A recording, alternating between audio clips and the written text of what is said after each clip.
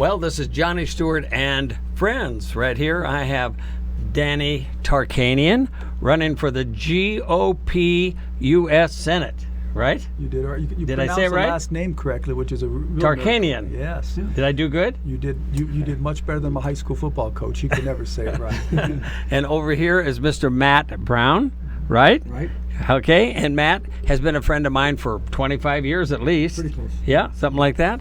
And we've worked on a lot of different things together, a lot of fun. We're still working on stuff together.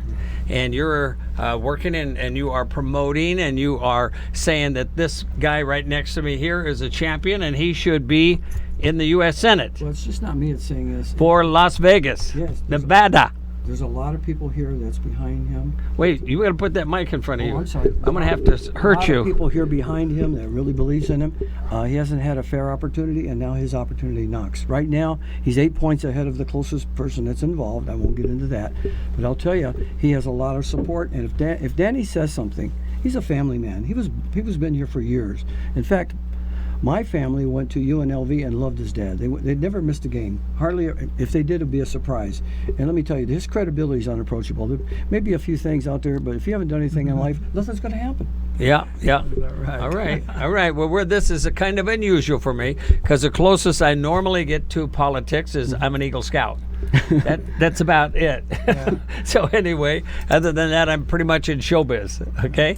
And we are very honored to have you here. Why don't you start off by telling our audience, first of all, we're very honored to have you here, like I said, but tell them about the fact that you personally came from a family of much notoriety here in Las Vegas. Your dad is a legend here in town. And if you'd tell us a little bit about your dad and how you went through college and what the affiliation you had with your dad in sports. So I want people to know about you in the last 15 years when you kind of started getting all into politics and stuff. Let us know who is Danny Tarkanian. Sure. First of all, my dad was a basketball coach here at UNLV, and I had a very close relationship with him. I'm my dad's full-blooded Armenian, and I'm half. And anybody who knows the Armenian culture understands that the oldest son always has a special bond with their father, and I certainly did with my dad. So I was his ball boy when he first started. I was his player when I was old enough to play for him. I actually helped coach with him at Fresno State.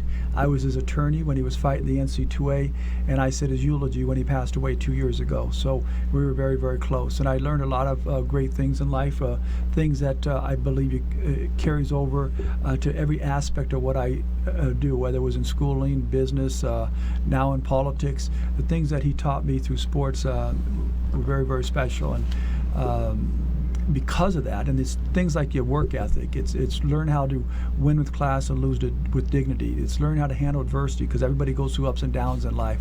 It's how you learn how to take direction from your coach, or if it's in business, your boss. How you work together as a teammates, which when you get older, it's with your colleagues in whatever business you're in. Those are the things that you learn in sports. So I actually started the Tarkanian Basketball Academy facility. It's off of West Sahara and Rancho Road. I did it in honor of my dad, so that we can teach the young kids the same life lessons in sports I learned by him. Well, I came to Las Vegas in 1983, started Legends in Concert. Since then, I've done quite a few other shows. But Jerry Tarkanian was always one of the top guys that we kept all hearing about all the time, And so he had an unbelievable career here in Las Vegas, didn't he? He said it was harder to get a ticket to the UNLV basketball game than it was to go see Frank Sinatra. It was the hottest ticket in town, and he was very proud of that, and as we were as a family. And you played for him too, right? You were on those teams. I was on his 1981 through 84 teams, and our 1982-83 team was the first team in UNLV's history that was #1 in the country. We lost to the national champions, North Carolina State, by 1 point that year, and the very next year we lost to Georgetown the year they won the national championship. Later on, my dad had some teams that had actually won the national championship and went to the Final Four, so it was a great time to be a Rebel. And right now, going through college and doing all that stuff here, were you born in Las Vegas? No, I moved here when I was 11. 11 years old, okay. 1973. And you weren't married then, were you? No, not quite. Not quite, no. Okay, and so Amy was there where you met her later then? I met Amy when I was coaching basketball with my father in Fresno, and she was a waitress at a restaurant that I had a high school coach in town with, and I asked her out that night. She said yes. I sent her flowers. Her ex-boyfriend found out that I sent her flowers and got back together with her, and she stood me up. That's not good. But I pursued her after that when I saw her next, and the next time we got together, and we stayed together ever since. Okay, so Amy is his beautiful wife, and we're going to be showing you some pictures here in a minute. Now, you're going to get a special phone call, Danny. Now, Danny is one of my brothers. I have 4 brothers, and one of them is Danny. Okay, and the fact is, so I can't forget that name, but the fact is, what time is your phone call going to come in about? At 3:20 in about 5 minutes. Yeah, okay. Well, whenever that phone call comes in, we're going to take it live on our station here on WCOBM. You're going to answer it on your phone, and he's going to hold the phone up close enough to the mic that we can all hear what happens on that phone call, right? Yeah, it's a really big national radio host. His name is Lars Larson, and he's going to have me on to talk about my Senate campaign. Okay, and that's what we're going to hear. We're going to be part of that because we all want to know about that Senate campaign also. Okay, we're excited about that, and we're going to hear that. And so, Amy and you have been married for how long? We have our anniversary tomorrow. Tomorrow is. We should have had her on TV today. Yeah, we should have had her. We're going to Piero's, which was my dad's favorite restaurant in town. The owner was my dad's best friend. Right behind us here. Yeah. Not too far. It's a great restaurant. So we're going there for our anniversary tomorrow night. It'll be our 17th year. Oh, son of a gun. That's great. No, it's not. It's our 16th year. 16th year. Yes. Okay.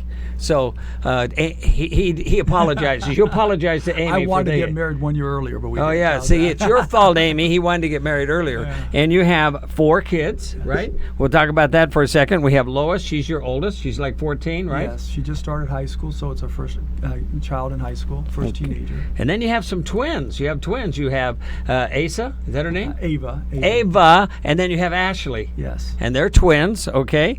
And then you also have your son, Jerry, named after grandfather, Jerry Tarkanian. Yes. And that is Jerry, and he's 7. Yes, he's 7, and he has my dad's quick wit. He's the most amazing kid I've seen.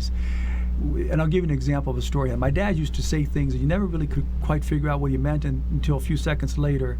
Here's the call. Okay, here's the call. We're going to come back to that story in a minute. Take your call. Hello. Yeah, I'm doing a podcast with somebody. Can we do this and also show this on the podcast? Would that be okay with you guys? Or do you guys want to keep it? Yeah. I think it promotes the show even better, so. Okay. All right, I'm all ready. Thank you. Put it on speaker and put it close to here. Sounds great. Thank you. You can hold it right up by the phone. Yeah, it's a commercial until it gets I know, on. but they want to hear it. Do you want to hear the commercial? Right? Okay. We're going to hear it all. Help We're gonna Lars Larson This is a live interview on national radio. Lars Larson, the host. Okay, here we go. But maybe are they talking to you yet? No, right? Okay, so we'll talk. Yeah. I'll tell the story about my son, but my dad used to have the best wit. He'd make little statements that you didn't realize he was joking until you thought about it for a few minutes, and then you say, God, that was funny. And my little son's got that from him, and it's really a great trait. That's awesome. Yeah. So everyone's going to school here, and everyone's doing their thing here, and their dad's running for U.S. Senate. Yeah. My kids have been a part of my campaigns, and they started off we go in a parade, and we would throw candy to the people that were watching the parade. And at first our kids would run and take the candy and eat it themselves. Now they've gotten older, and they are like the candy watchers. They monitor how much is thrown so they don't run out. It's really funny to watch how they grow and react at different stages of their lives. Look, I'll be open-minded to anything you guys have to say, as long as it minimizes these activities, these atrocities, and it's within our constitutional rights to bear arms. And that's what I said. I know I said it had to be within the constitutional rights on 2 different occasions. So if he's saying something like that, I think they're taking it out of context. But sometimes they do that. And if not, then I didn't articulate as well as I should have. But I think I made it clear on the radio, and hopefully that's well, with our viewing audience here and the fact that people will be able to come back and see this time and time again, somebody in your position and your situation and what you're running for and standing for the rights of the public and all this kind of stuff, isn't this this massacre that happened to us on Sunday night unbelievable? It was unbelievable. It's the worst fear any Las Vegan could ever have. It was discussed or we thought there might be this possibility because of the type of city we have, where so many people come in an area where everybody's like basically having a good time and not watching over the security as much. But we have great security here with our casinos. I knew it would be tougher to happen, but we were worried about that it might. Well, the main thing is that the people on site that were actually being shot at, the performers on stage, and the people inside the hotel, the security, and all of the firemen and police officers and ambulance drivers and everyone unified, and everyone came to everybody's aid, didn't they? Instantly. Yeah. That's a great thing about what happened is the way this community came together. That's right. And the heroes that stepped up during this tragic time. It's amazing. First of all, anybody who wants to badmouth our police officers and question their motives and intent as a general body is ridiculous, and it's crazy, and it's just completely wrong. Those guys put their lives on the line and saved hundreds of lives by their actions, including that security guard named Jesus, who went up within 12 minutes. He got up to the room and diverted the shooter's attention, where the shooter ended up shooting him in the leg, but he stopped shooting down at the people, which just amazing. Then you start talking about the hospitals and the ER people and what they did. And my wife's favorite story is the Marine veteran that stole a car because he was there and he saw all these people that were injured, but there wasn't any ambulance, so he hot-rodded a car and got 7 people into and drove them to the hospital and saved their lives. In somebody else's car. Are we going to go visit him in jail? No, he should Maybe not. He should get another medal for what he did. He's going to get medal. I mean, you heard stories after stories of the heroic Unbelievable. And we were talking about this earlier. I mean, the way this community came together, you can't give blood at a blood place because the lines are too long, and it was eight hours when I tried to go. I went over to do it. Like you said, it was a 3-hour wait, and the line I heard was like almost a mile and a half long. Yeah. I mean, that's a long line, isn't it? That's unbelievable. But the fact is that somehow unity and love and compassion and protection all came together. Nobody knows why that man did what he did, but the fact is that we all know why the people that tried to survive this thing did what they did, and that was because of respect and love and compassion, and they acted immediately, and that's what was important, and that's what did. I was driving by the Mandalay Bay just as it was starting to happen. All the ambulances and police weren't there yet, but we did hear what I thought was fireworks, you know what I mean? And the fact is, it was a big thing. I was going to go to that event myself. I had got other people into that event. And the fact is that I'm so sorry for all those people, and we here together pay tremendous respect and love and compassion for all people that had to go through that, no matter how it was. But this country and this city in particular is going to rise above that. And people of your stature, people that believe like you, that have families like you, and we're going to show some pictures here in a second, you are the people that hold us together and try to see that we are treated respectful, and try to see that our country, and especially our city, you as the U.S. Senate, that you're going to see that we're all treated fairly, and work with people like Donald Trump, who I personally respect, and we all should personally respect our president and rally around him. In my opinion, we have to do the things we have to do. So if you have any particular message, we're going to show some pictures of your family, and I'm going to have you kind of talk through that, because I think it's so important to see what you and Amy have created, and the support that you have behind you and everything. So is there any particular message that you want to give to this audience? I mean, let's talk about the pictures. We'll see what they have. Okay. I'll try to give a. Throw us over here. I want to tell the story of my son, because with his quick humor, and then I'll be quick, and then we get to the pictures. Take your time. But when he was 3.5 years old, I took him out to play soccer. I wanted him to play some type of sport, and I thought was the youngest one you can play. You can play at the youngest age. So he goes out there, and for about 5 minutes, he's enjoying himself, and then he starts getting upset. I want to leave. So I take him in the car and I drive him home.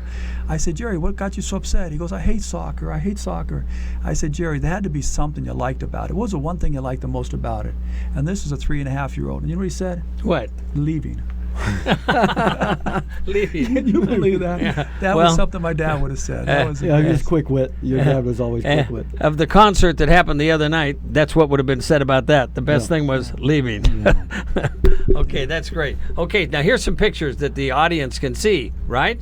Right, Scott? Yeah. Okay, so which picture are we looking at? Can you blow them up and we can see a large picture? I can Okay. click on it if you want. Okay, it's on that one. Okay, which one? Oh, right there. That's all we want to Yeah, see. you know what, we so went- who are we looking at there? Well, this is a lady named Sally Minister out of Reno. I was up at a Washoe County GOP fundraiser where it was the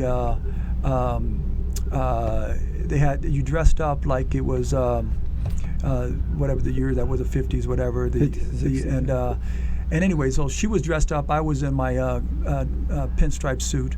I wasn't quite as 50s as she was, but it was pretty neat. Okay, now let's roll through this, and you tell Scott when to stop. Okay. Well, then wait a minute. Now this here, maybe we better skip this one here. You look like you got some really nice ladies there that like you a lot. I hope not, because they're high school girls out of the Washoe Beautiful area. women though. They're nice looking They ladies. had great voices. They sang the national anthem. Oh, my before goodness. This event, and I asked them if they'd be willing to sing the national anthem before an event that I have in Washoe County, and they said yes. And they are wonderful. Wait till people hear them. Okay, let's keep rolling there, Scott. Okay. These are all from the same event that they had up there. As we mentioned, it was last weekend's event. Oh, that's awesome. Okay. So if you go past, now look at that there. they're all dressed up in really neat okay. outfits. It was Okay. a great Gatsby look-alike is what they were doing. Oh, that's great. Okay, keep rolling. We'll get some of the family pictures in here. Okay, keep rolling. Now, if you see one you want us to stop because you want to explain it, you let us know, and we'll stop. Yeah, these are all campaign events where you have Campaign different events places and things showing that you have a tremendous contact. That's my daughter. Wait, go back to that one. That's your daughter. Yeah, that's my oldest daughter, Lois. That is Lois. Yes, and she came with me to an event that we went to. It was actually a fundraising event for the earthquake victims in Mexico. Oh, that's awesome. Okay, that was not too long ago. No, just No, recently. a lot of horrible things happened All of these lately, are didn't very it? recent Okay, pictures. keep going. Okay, Same event. that's your daughter too, right? Yeah. Okay. These are all the same event. Keep going. Okay. Okay. Okay, Wait, this- stop right there, because now that's this is my a parade of you and your wife. Yeah, that's my You have wife. a very beautiful wife. You're very beautiful, Amy. Okay. She certainly is, and she's got the great personality. Where was this Well, parade? Was this Reno or here? This was in Pahrump. Oh, It Pahrump. was the parade in Pahrump. I think it was a week ago, last Saturday. Oh my gosh. Oh, that looks awesome. Okay. So then we go here and keep going there. Scott, okay, keep going. We're going to see some of these pictures. You can see all these on what? Facebook? Yes, on my okay. Facebook. On Danny Tarkanian Facebook. Okay, keep going. I want to get to some of the kids we've seen. Keep going. Now, That was my daughter Lois when she was young. She used to sleep on my chest like that. She's too big now to do that. okay, well, that shows that you are a good guy with good character, and you've got a beautiful daughter that she's going to. Now, That's wait, Pop. I want to see this one right here. Yeah. That is Grandpa, and who's that little person on Grandpa? That would have been Lois probably. Too. Okay, that's Lois, the oldest daughter, and that is Jerry Tarkanian, a legend in the sports world here in this city, and has been ever since I've been here. Okay, great tribute to him. Go ahead. Okay, all right, keep going there. Oh, there is that you were. Lois again, my wife and I. Okay, that's your wife and you. Is that the daughter? Yeah, it's Lois again. That was the Okay, first child. all right. Okay. I think all- These are all okay. Now, is You that? know who that is? I know that guy there. He is a lookalike of Ronald Reagan. And very good looking like. Very good. Along with his wife. Well, that's right. No, that's it. No, well, this is a campaign banner at one time, huh? Yes. Okay. It was our logo for the Uh-huh. when I ran for Congress. last Okay. election.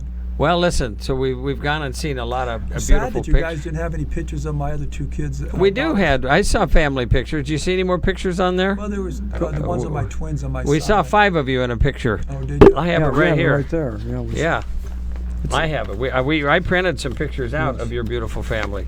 Okay, Yeah, how here about we this are. one? Yeah. How about this one right here? Yeah, that's all my kids, and that was at a park that we were at. Yeah.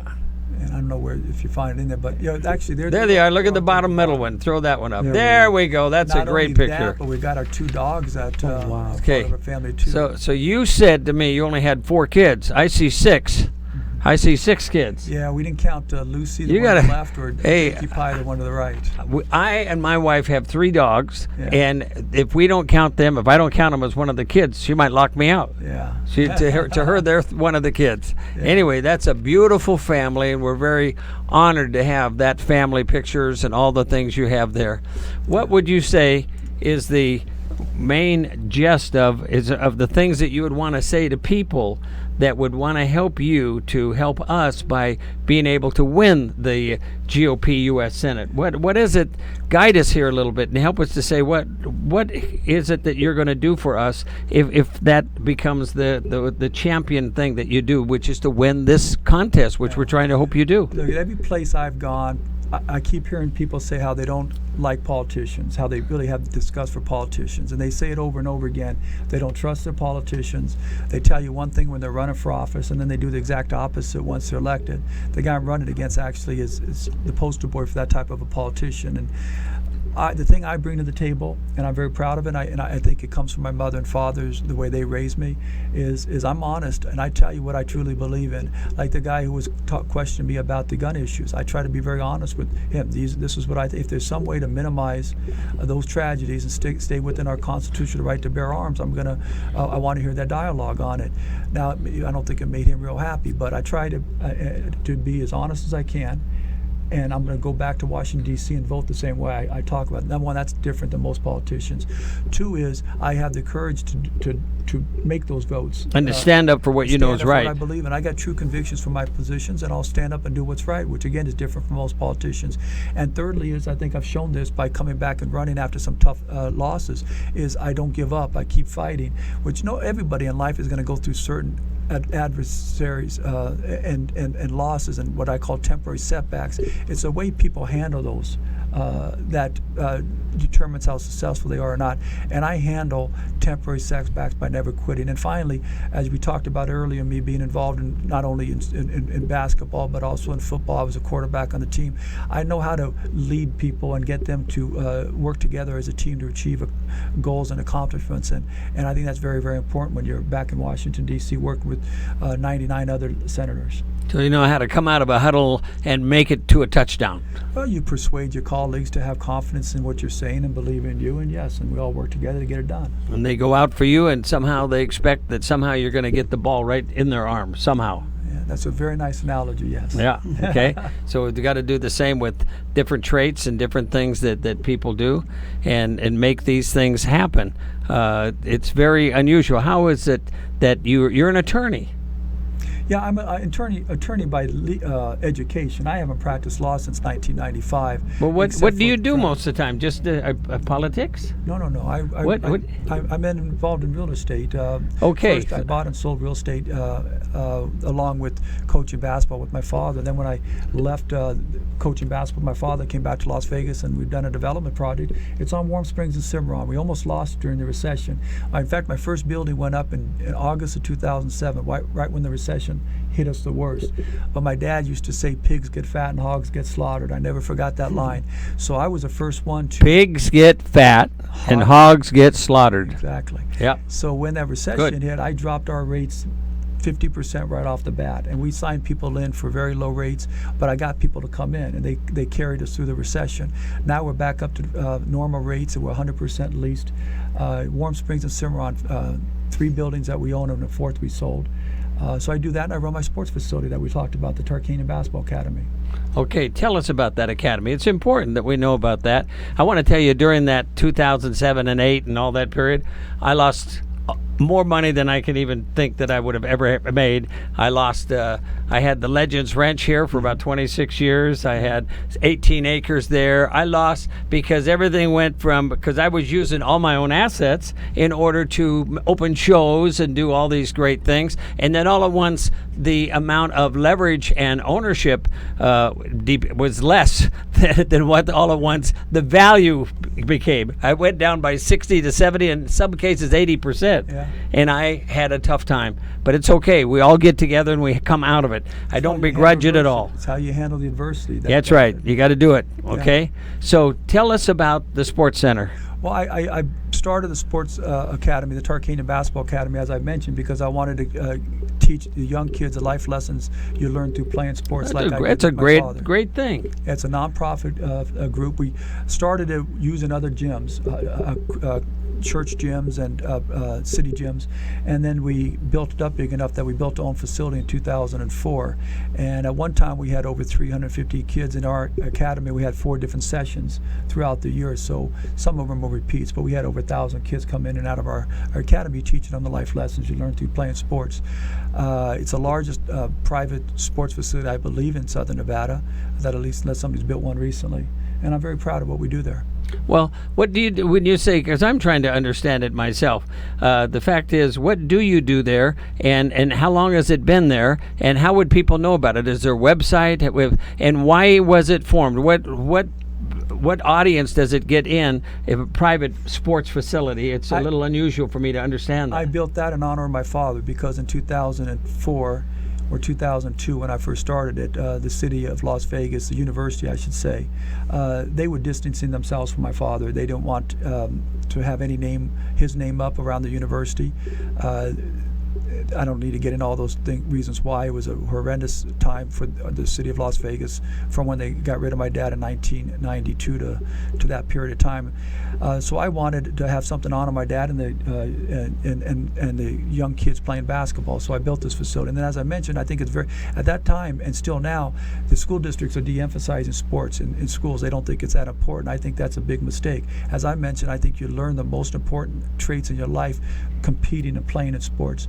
So I built this one to pick up a void for what was available for young kids in playing sports in the city at the time, and also to honor my father. Okay, I think that's beautiful. Now, where is it located exactly? Well, it's right behind the Palace Station, just south of the Palace Station on Rancho Road, just south of Sahara Boulevard. And how many members are affiliated with it at this time? Well, it comes and goes. We rent the facility out to a lot of other programs that come in during the summer. In fact, that's what pays most of our bills. And then we start what we call our club program, which is when you take the young kids and you put them, first of all, you work with them on individual skills, playing basketball. Then do they get there by scholarship, or do the parents pay for it? How do they get in there? There's a monthly fee for most of the parents, but when I was running the facility full time, we was sponsoring or what I call scholarshiping 20% of the kids at a time. And we always do that. Kids that can't afford it, we'll bring them in and we'll scholarship them so that they have the opportunity to participate. Are you close to the Smith Center? No. It's on the other side, right? The Smith Center's downtown. Ours is on against Sahara and Rancho. Oh, Sahara and Rancho. Yes. Oh, that's right. So yeah, Okay. we'll have about 20% of our I know kids. exactly, Palace Station. I know where you're at now. Yeah. So we scholarship about 20% of the kids who can't afford it, or we give reduced rates to those kids, and then the others pay. We don't make very much money off the club program. In fact, you make very, very little. You can't. We couldn't pay the operating expenses from that, but we are able to have other groups that come in that rent it out. What a wonderful contribution to our society here in Las Vegas. I think it's very important.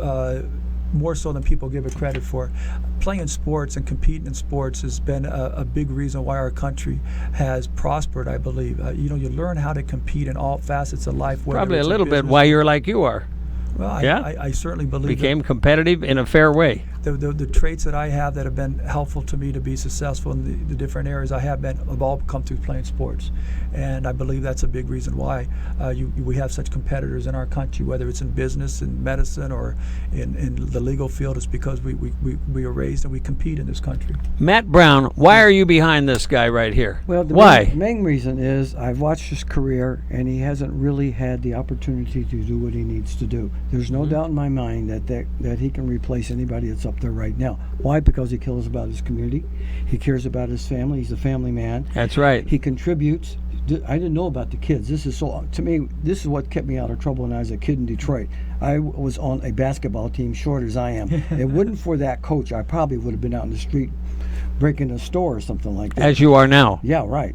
But he's got the right people behind him. His attitudes, I've known him for maybe 5 or 6 years, and his attitude's always first class. We all have our personal problems. We just don't drag them in the door. Sometimes you got to leave them out there. We got to do what we're sent here to do. And I think he was born to be a leader. There's no doubt in my mind. And you can't tell me any different. And my wife adores this family. This family made UNLV what it is today, or it would have never been there. That's right. I agree with that. My son, John Michael, had cerebral palsy, and he graduated with a master's degree in UNLV. Yeah. And so he's a social service worker now at Ruby Thomas Elementary School and a couple of other elementary schools. But the people that helped make UNLV what it was is one guy named Jerry Tarkanian. Yeah, he made and that. I have the utmost of love and respect for that man. My dad had a great contribution to the city, and it's well known. He's got a lot of publicity from it. But the one who doesn't get the publicity, who's done every bit as much, if not more, is my mother. Yes. She was 12 years on the school board. She's 14 years on the city council. She started off teaching hard of hearing children how to hear better privately here in Las Vegas. She cares so much for this community and has been a big part of it. She's on so many charities.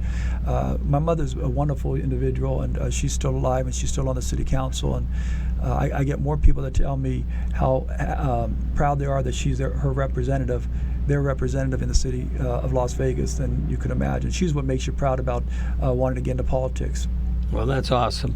Is there any particular thing that we haven't said today on our show here, or anything, any message or anything else you would like to carry? Because this show, WCOBM.TV, this show can be seen anytime somebody wants to watch it, and they would get to revisit you and your charming attitude and who you are and what you believe in and how you present yourself. So is there any other message you would like to give to these people? Well, I just think it's important to get engaged politically, and I'm not one of the people that say, hey, the more people that vote, the better. I think the more people that are interested in the political process and get informed on their candidates, the better political representatives we're going to have. So I encourage everybody, go out and learn about what's going on in our country and what people that represent you are doing, and if you agree with them, vote for them, and if you don't, look for somebody else. And if you want to support me in my race, we have a website at tarknv.com. Go to our website. You can sign up and volunteer. You can join what we call the 10 for Tark campaign, where you give $10 each month until the primary is over, 9 months, and help me replace the current senator there. Okay, tell them how to vote for you again. Tell them that one. I want to make sure they get that. One more time. It's on the website at Tark, T-A-R-K? Tarknv for Nevada.com. And you can sign up to help volunteer or if you wanted to contribute. Oh, that's awesome. That is awesome. So I want you to know that for me personally, and if it wasn't for this man here, I might not get to have met you today, but this guy and I go back a long ways, and we're both on your team now. Well, thank you. Aren't we? We're on Yes, his team. we are. And you will be able to see this also on probably about 60 of our websites, and that's at onenetpack.com, and that will be at the end of November. And also on Facebook, we have 232 websites as of yesterday. But they can look up Danny Tarkanian on Facebook and see these pictures and see all these things. Do you have a website too? Yeah. That's the Tark? Tarknv.com. Okay, tarknv.com. They can also see him on Republican Social News Network, and I own Danny Tark. Oh, that's awesome. You own me? Huh? He probably does. He thinks he owns me. He must own everybody. This is great. We just want to see you win. Okay, so we are honored to have you here on our station today at WCOBM, and you're finalizing. When is this race over? Second Tuesday in June. Long time from now. Well, Yeah, long I know. time from It's now. a long You got process. a long race to run, huh? Yes. Gotta go fast. And do it. But in the meantime, you'll be doing a lot of campaigning and a lot of things going out there to help this country and this city become great. We, unified together, do pray for and have a lot of respect for all those that went through this great tragedy last Sunday night. And we wish all of you a very, very safe and faithful and good life.